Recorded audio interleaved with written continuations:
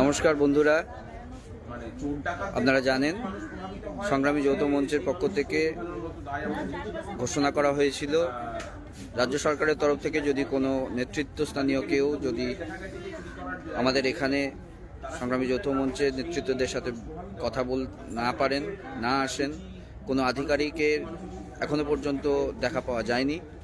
তাই পূর্ব নির্ধারিত কথা অনুযায়ী সংগ্রামী যৌথ মঞ্চের 4 জন সৈনিক আজ লাগাতার অনশনে বসেছেন অনিরুদ্ধ ভট্টাচার্য মহাশয়, সৈকত চ্যাটার্জি, সুনীত কুমার নায়েক এবং শুভঙ্কর ব্যানার্জি বাবু। আজকের অনশনে বসার বিষয়ে কিছু বলুন।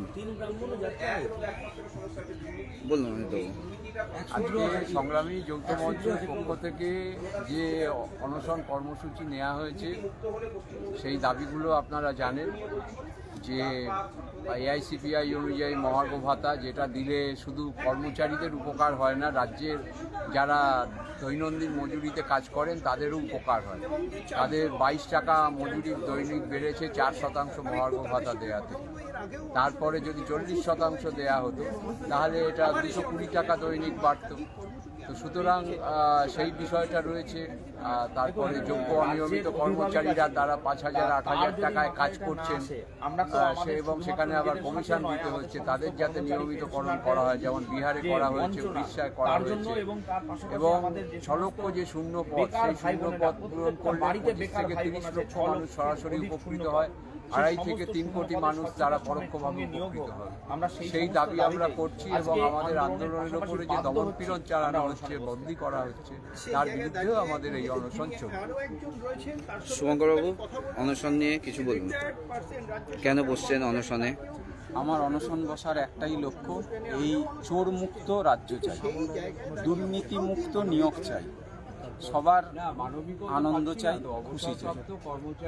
আজ আমরা এত স্বার্থপর হয়ে গেছি এবং আমরা যেভাবে রাজ্যকে নিয়ে যাচ্ছি তাতে আমাদের পরবর্তী প্রজন্ম কোথায় যাবে? তারা পশ্চিমবঙ্গ ছেড়ে বাইরে চলে যাচ্ছে সবাই।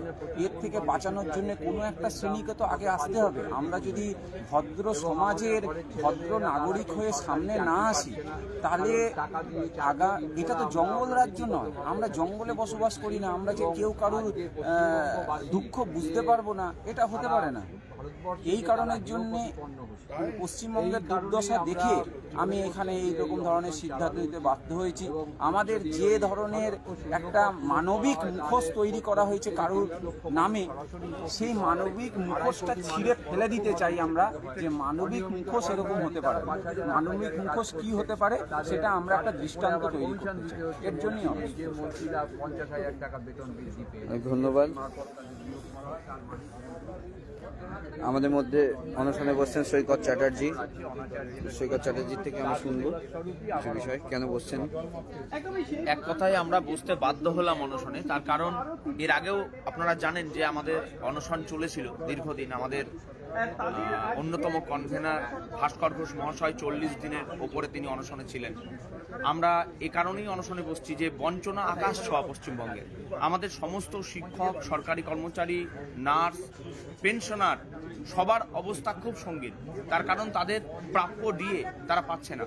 এই বঞ্চনা আকাশ ছোঁয়া, এই বঞ্চনা সবার জন্য, সবার প্রতিনিধি হয়ে আমরা এই 4 জন সংগ্রামী যৌথ মঞ্চের সৈনিক এই সিদ্ধান্ত নিলাম অনশনে বসার, এবং তার সঙ্গে সঙ্গে স্বচ্ছতার সঙ্গে সকল শূন্য পদে নিয়োগের জন্যও আমরা এই অনশন করছি। এবং অস্থায়ী কর্মচারী প্রত্যেকটা দপ্তরের যারা আছেন, সিভিক ভলেন্টিয়ার, প্যারা টিচার সহ সকলের জন্য আমরা এই অনশনের মতন সিদ্ধান্ত নিতে বাধ্য হলাম। সুনীতবাবু কিছু বলুন।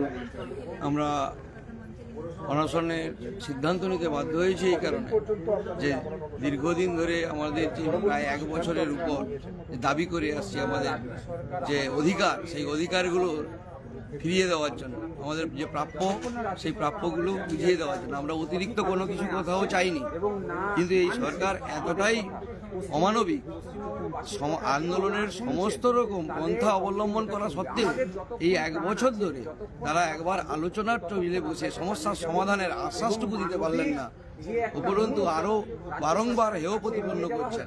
এই অমানবিক রূপটা তো আমরা দীর্ঘদিন দেখতে পাচ্ছি।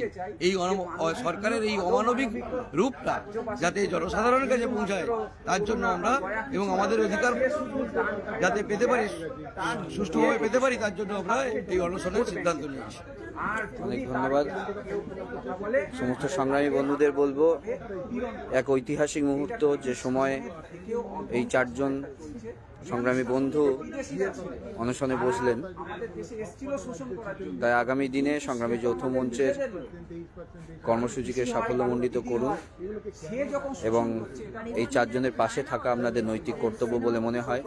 তাই এই গণমাধ্যমে আপনাদের কাছে আবেদন জানাবো, আপনারা আসুন, পাশে থাকুন। সংগ্রামী যৌথ মঞ্চ জিন্দাবাদ। তেমন কিছু বলার আর ভাষা নেই। আপনাদের কাছে আবেদন করব, আপনারা আসুন, এদের পাশে এসে দাঁড়ান।